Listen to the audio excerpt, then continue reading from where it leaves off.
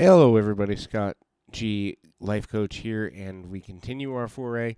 I apologize for not being here as much. Hopefully, that's going to change in the spring and summer, but who knows with my schedule. But if you're looking for coaching, would love to be of assistance to you. Always taking new clients. Please feel free to reach out at the About Me section in the link for the description of this channel. Would love to be helpful to you there. Today's topic is basically about the concept of what makes smart people very lonely or more so susceptible to loneliness. We'll kind of look at that as a concept here. There's many things that will lead to that. There's many things that contribute to that. For the most part, though, these individuals are highly sensitive individuals to progress-minded reality. And so what happens is the progress mind kind of takes them out of the feeling of, the desire for more traditional connection. Also, if they don't fit in anywhere, or if there isn't a purpose behind the actions taken. So, intelligent people always have to have, or highly intelligent people, extra smart people, have to have a reason behind the actions they're taking. And if they can't make sense out of the reason for the actions they're taking, what then begins to happen is they become disengaged with the purpose behind the relationship.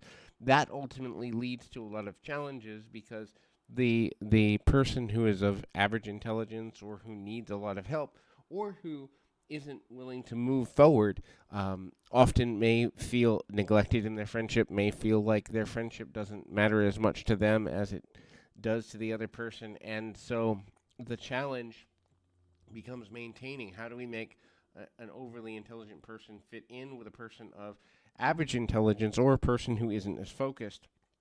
The next thing is the mind of a highly intelligent person moves extremely quickly, and so the quick-moving mind is a problem because they have a solution before someone's even explained their challenges completely.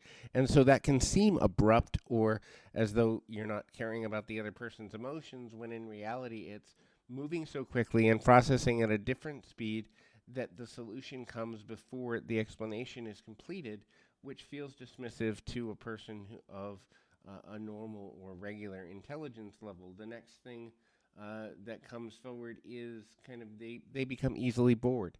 When a problem is solved, relationships for highly intelligent people are a lot like Rubik's Cube. Once it's solved, there's no fun in it anymore unless there's a new Rubik's Cube to solve. Now, people that love Rubik's Cubes will know if there's a new one that they haven't solved or if someone put in front of them a Rubik's Cube that they haven't touched in several months or years, they can get re-intrigued by it. But if you already know the solution to whatever challenge is ahead, it can become extremely challenging to keep the attention of such a person.